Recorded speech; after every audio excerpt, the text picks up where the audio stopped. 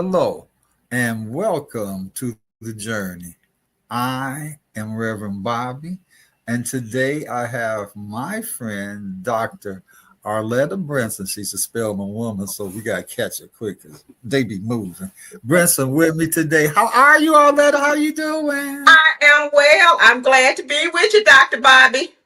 And since Arletta's glad to be with me, I'm glad to be with her, and both of us are glad to be with you guys. Look, here's what you got to do. Log on to the channel, Gospel of Robert, capital GOSPELOF, capital ROBERT. Put the at sign in front. Log on and subscribe. And you can view previously posted segments of the journey by clicking on the live category, and then you could just choose one to watch. So make sure to do that. Arletta, Yes. tell catch me up and tell the people something about you. You've been getting every award in Atlanta the past month, so you can share that too. Oh, okay. Well, Bobby, Reverend Bobby, it's been a wonderful month. I am a native Atlantean, Atlanta born. I guess I'll be around here forever. Went to historic Luther Judson Price High School, went to Spelman College. That's where I met you. Graduate work at Georgia State, became a school psychologist, Nice. uh, and truly just a servant. I just do what I do. All the institutions I have ever been affiliated with have mottos about service. My church is Paradise Missionary Baptist Church, formerly known as Reed Street. And we celebrated our 160th anniversary this year. Now I didn't know the name change until just now. When we were in this is a quick story.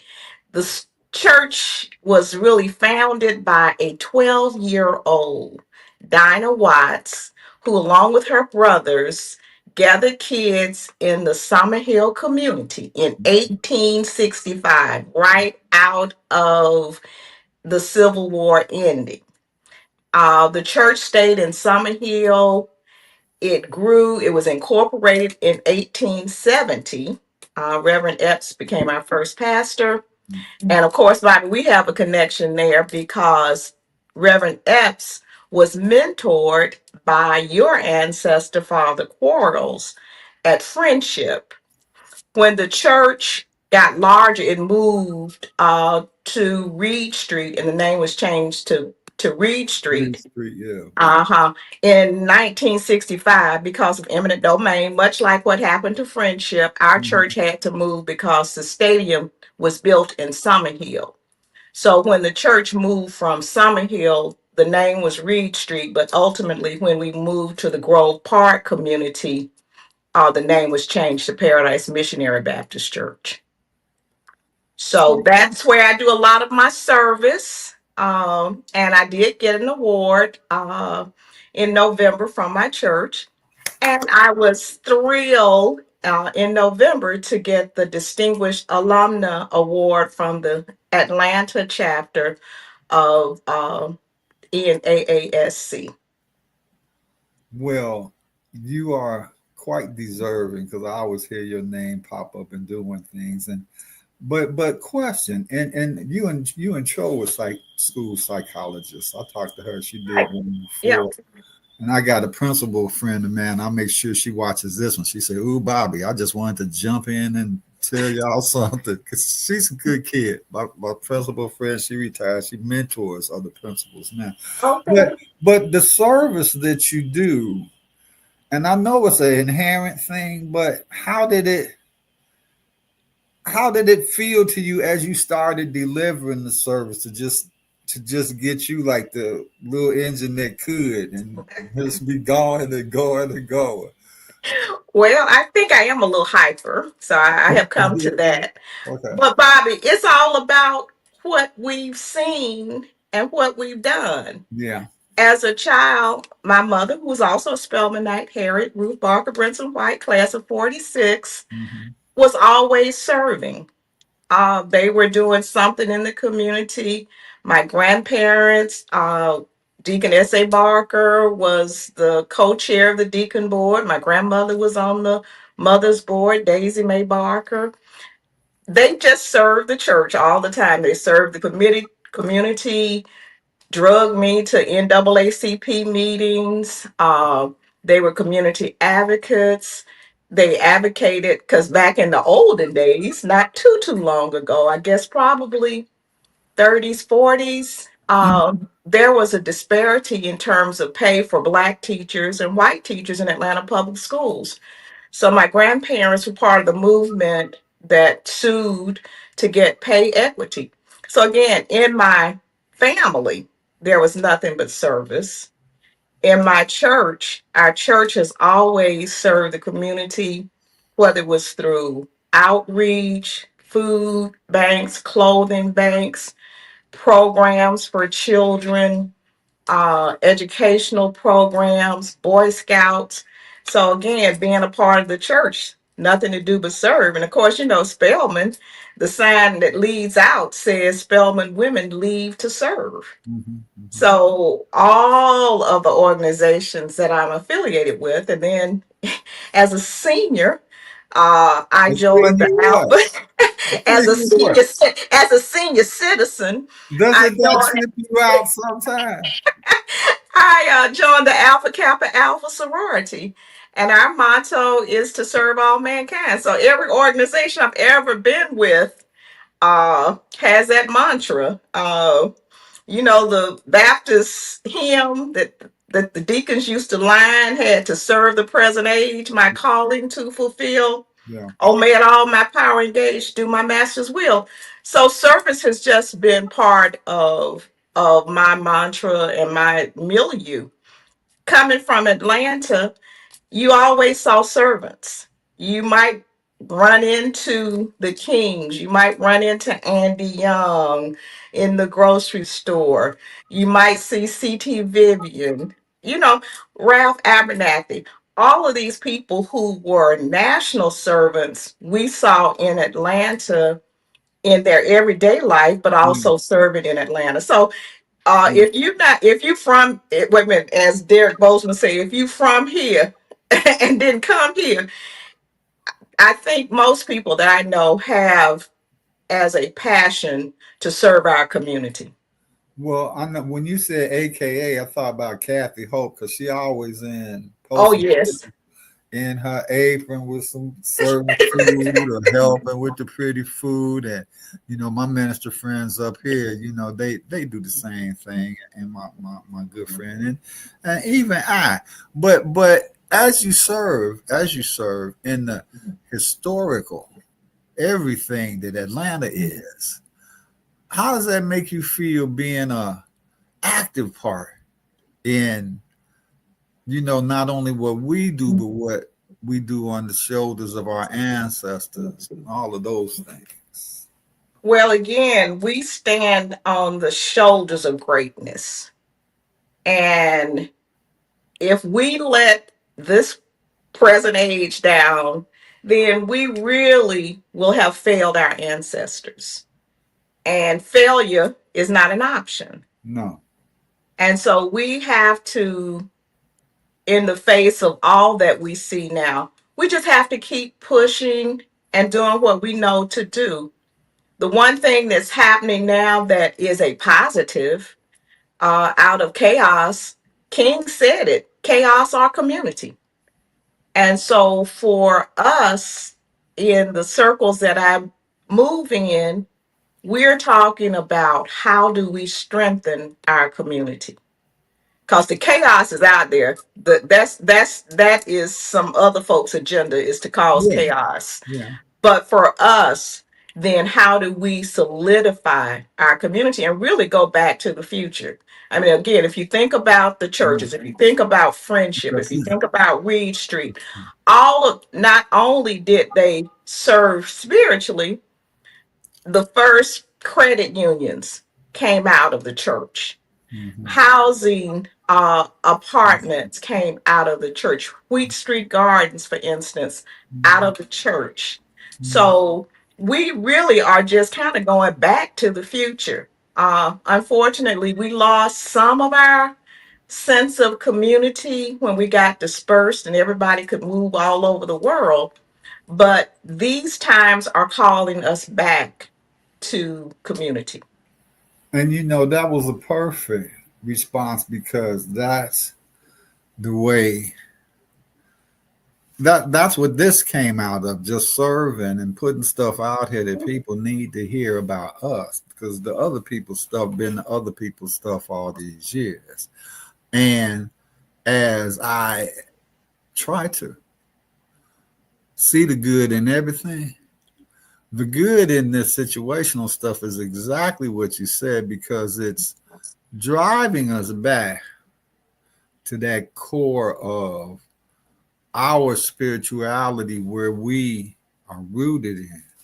The church, the black church, was the bastion of everything. Like you said, Timothy, what's his name? Here's our indicator. McDonald. Yeah, he had a school first, and then he was doing a lot of stuff with domestic violence, women and the kids who needed to get out of them bad situations and stuff. And that's where it all came from, and that's where it's going back. And I'm glad it's going back there because it's what we know, how we came up, and what we saw every day of our life.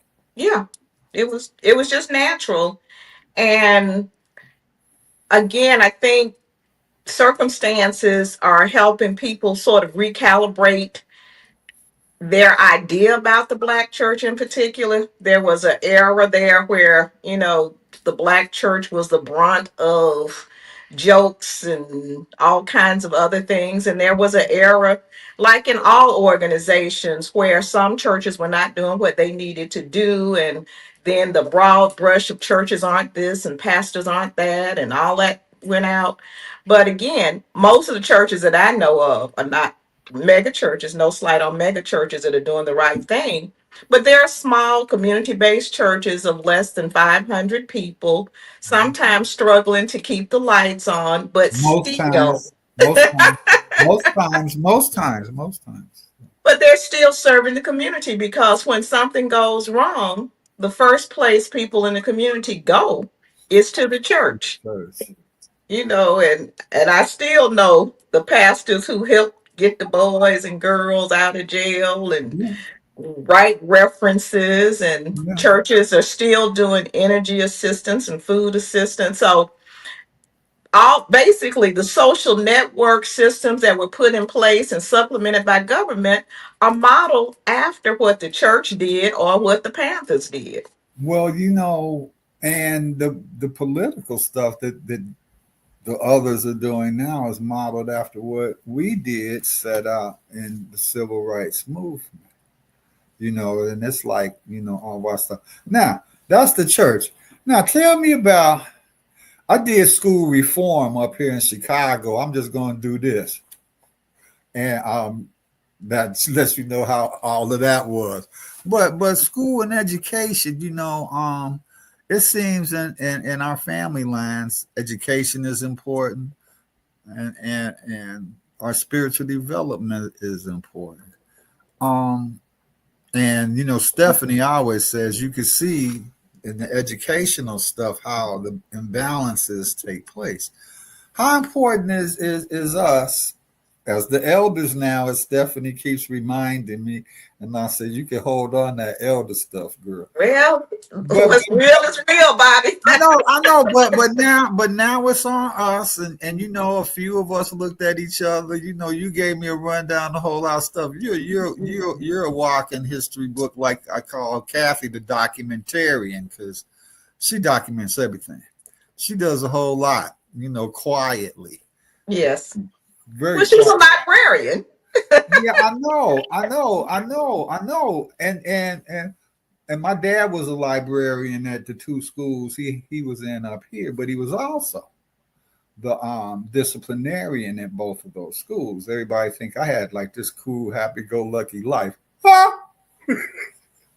but he was the one who went down, like you said, to the boys money when they got jammed up in prison, doing things, for those. One of his guys was distraught when Daddy made his transition. But these are the things. And one of my buddies was talking about how other people from the family come live with you for a while because we was always supportive of each other. And is that just something that's intrinsic in us as Black people? Do you think? Well, I don't. Yes, probably. You see, I have on my mud cloth. I So see. when we go back to the motherland again, it's about community. It's Yeah. about you know being part of the family. I was listening to Karen Hunter the other day on Urban View, and Hmm. she was talking about in Nigeria, there's not a word for orphanage, and there was not a word for maintenance, and I guess maybe like the senior facilities. And part of her discussion was that there was not a need for an Hmm. orphanage because if somebody was orphaned within that community, they were taken in. So somewhere in our DNA, yes, there's still that, hopefully continues that push to bring everybody into circle. Again, with the 60s and disbursement of communities, when we were not living in physical proximity, I think that impacted how much we interacted with or could support babysitting the young and kind of looking in on the old. But there's still that through line in many, many people that I know of. We just do it a different way. I was thinking We do. about the kids. My baby girl in Cali. She says she all right out there by herself until she ain't. But she got her plan going. Go to school, get MSW because she said and open up her practice. She said these kids need help, Daddy. Mental health Help. is a need in every arena, but especially in our schools. We will live out the impact of COVID-19 for at least one or two generations, At least. and not just on the kids, but on the adults as well. So, and when you think about all the crises that have occurred in the Black community and the assault, verbal and physical, in our community, we've experienced a lot of trauma, and we need to address that trauma through multiple levels, the spiritual as well as the mental health. And we have to address it from top down and from down to top because I forget her name, but she was a couple years ago, or maybe 7, 8 years passed by, but she was talking about, she's a psychologist, and she was talking about coming out of slavery. We ain't getting no counseling. Right, post traumatic slavery syndrome. Slavery syndrome. And a lot of the ingrained habitual stuff is still, ingrained in our spirit pretty much just because of where we live. Um, how do we practically address that? What are some of the things you've seen? I know being a school psychologist, you've seen probably more than me as a minister because I've seen some stuff. But how do Well, we start to address it? How do we condition ourselves to understand that it exists, number one, and that we should be supportive in the effort to help well, clear it up? what does your guy from Doctor from Trinity, Jeremiah Wright, says you can't fix what you don't face. But you don't face, yeah. And so we have to acknowledge. No, here's in Miami neighborhood. All my boys I went to the Boy Scouts and stuff with, they mamas was on the 8 people around the table that started that church. Oh, really? See, Bobby, every time we talk, we find out some connections. Well, Uh, it's Clinton and I, seriously, after we talked one day, we had reduced the 6 degrees of separation down to zero. As I far was gonna say two, but zero. yeah, Okay, yeah. okay. But But anyway, yeah, go but ahead. first we have to acknowledge it and face it. I don't want to talk about Why, all why, that. why, That's past. That we why is don't it need to so talk why is it about. so why is it so difficult us acknowledging stuff? Is it that, like this little smart aleck said to me on the phone in the doctor's office, well, that's in the past after she got smart with me and I checked her. And we don't want to stay in the past, but doesn't the past and stuff have a lot of information, good stuff in it too for us to bring forward with us? Yeah, well, the past unprocessed can be very painful. That's true. That's true. And so people don't want to experience or relive the pain. But again, you got to acknowledge what occurred. You got to acknowledge the impact because, again, it has lasting impacts unaddressed. Remember Naeem Akbar's book, The Psychological Chains of Slavery? Yeah. That, a lot of the behaviors that we see. He was Dr. Weems when I had him at Morehouse. I took Dr. Luther Weems' class at Morehouse too before he became Naeem Akbar. And you know what? And you know what? He got ordained at Barbara King's, and I just happened to be down there that Sunday, and I was sitting Oh, behind him. And when he came back, sat down in front of me, I said, "You remind me of my psych teacher, Dr. Luther Weems." He said, "Yarborough, it's me." yep. But Bobby, we were so and are so blessed to have come of age with giants like Naeem Akbar who poured into us. And we were thirsty. That part too. Yes. Because sometimes I will talk about some of the people that I see who are not thirsty for knowledge, authentic knowledge from my elder perspective. Well, I have the same elder perspective on some things too. So don't feel bad because the things I went after, I was thirsty for. I Yeah. did I did the work. Well, So I it know was, you did the work, and for somebody to notice you, that's why I'm so glad because usually we do the work and everybody say thanks, but for you to be noticed and appreciated, I appreciate you just for allowing that to happen. well, But it that's was, it felt good. And I didn't do any false humility. I was very honored. Um, I seen to one of them receive faces those. you was making. I was like, here my tissue, Arletta. Well, everybody who knows me knows that I'm a bucket of tears. But again, I have to stand on the shoulders. The Spelman Luncheon is named for my eighth grade teacher, See, who Jean Foster Scott, who took us under her wings in 1965 and never let a group of Jean's girls go until she made her transition in 2020. mhm. So it's folk like that. My mother's class, again, people like Dr. Josephine Jackson, who's in her late 90s, who is still doing broadcast, religious broadcasts, poured into us so much. And we're not supposed to put we're not supposed to be a reservoir and keep it all in. We're supposed to be that stream that keeps it moving and keeps it flowing. And so I guess that's one. You asked me what are some of the things that make me tick. I want to leave it all on the field. When I make my transition, I don't want to have left any of my work undone. It was like when I came home from homecoming. It was a young couple, young man and his wife. She had on her Spelman stuff. We were waiting for our bags. And he smiled and said, "Did you have a good time?" And I said, "I got it all in because it was just perfect." I usually Miss Kathy walked right into it the day I was over on the yard when I saw you. Walked right into Kathy, and she was kind of in my space the whole time. And it was just wonderful because she's cool. Oh yeah, Kathy's good. I mean, for to me, Kathy's cool.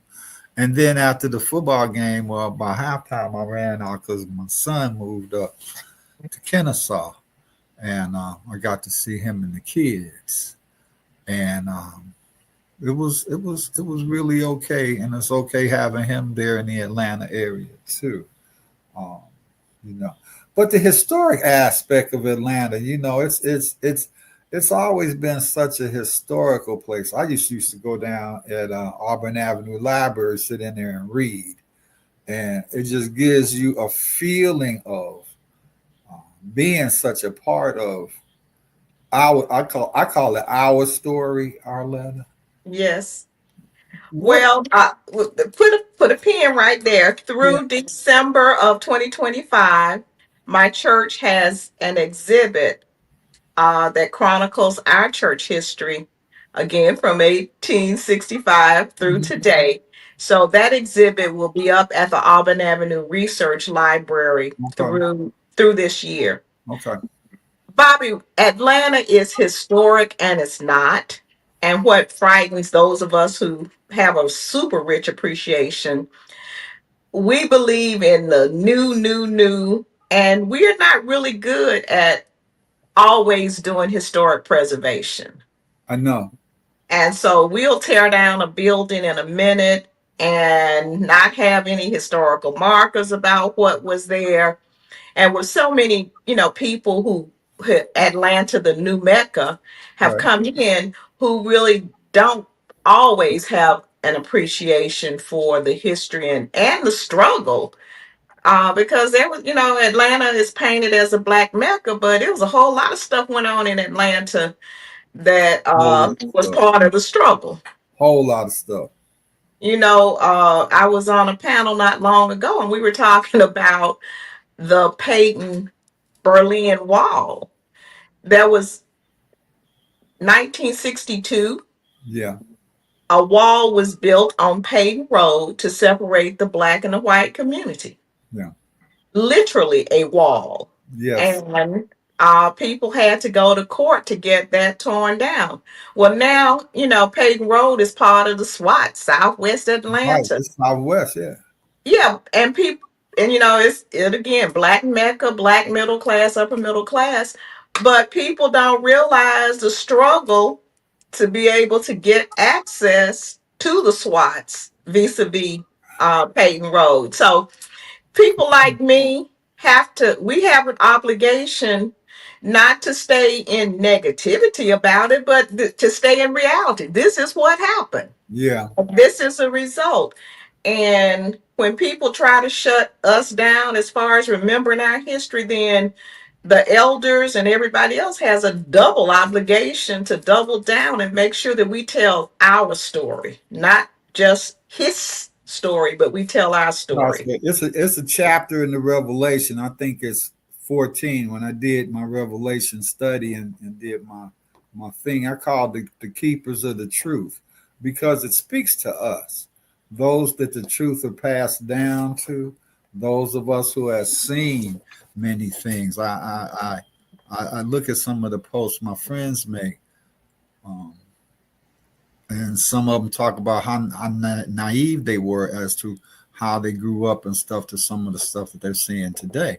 And, I take exception with that really because the professionals, our mothers and fathers, attempted to insulate us from certain things.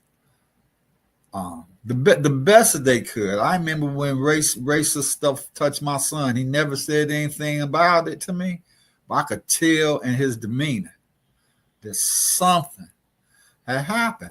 And we not so much naive, but we just wasn't up on a whole lot of negative stuff. We had a lot of positive influence in our life. And how does that influence one's life and make a difference?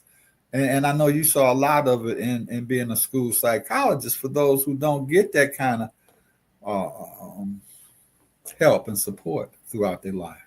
Well, I think you spoke to the strategy that we have to embark upon rather. Yeah, I was very sheltered. Uh, the Fox Theater, for instance, in Mm-hmm. Atlanta, blacks could only go up, my lifetime, could go into the Fox on the rear steps. Mm-hmm. Well, my mom and grandparents did not allow us to go to the Fox, but we had alternates. There was a black movie theater on Auburn Avenue. There was Right. a black movie theater on Hunter On Street, 100th which is Street. now Right. MLK. Right. There was a black theater in South Atlanta, the Hmm. Carver Theater. So we had options within our community. And yes, they did shelter us. That's where many of the black social clubs came out Yeah. because they were going to uh, have activities, but it was going to be in a safe environment. Yeah. So the point that I was moving toward is we have to work with our parents today to help them build in that resiliency muscle in themselves and then to also pass it along to their children. So people always ask, what's wrong with the children? My question is, what's wrong with the adults? And see, there you go. Because I did school reform for so many years, and it was just a thing. Well, thank you so much. This 30 minutes went fast, didn't it? Wow, it did. You And I'm want, going to have to tell Pat Davis and Beverly Halls well, that you. Beverly got a thing. You know, she ain't she I got to call Pat, you know, but I was trying to see where this was going. You know, Spirit said, do this. Okay, you start to do this. Then it starts to morph, take on a life of its own. Then all of a sudden it starts to get bigger, and you be like, okay, fine. But y'all, you all are a wealth of knowledge and stuff. And I thank you. And listen, people, thank Arletta for coming spend time with us.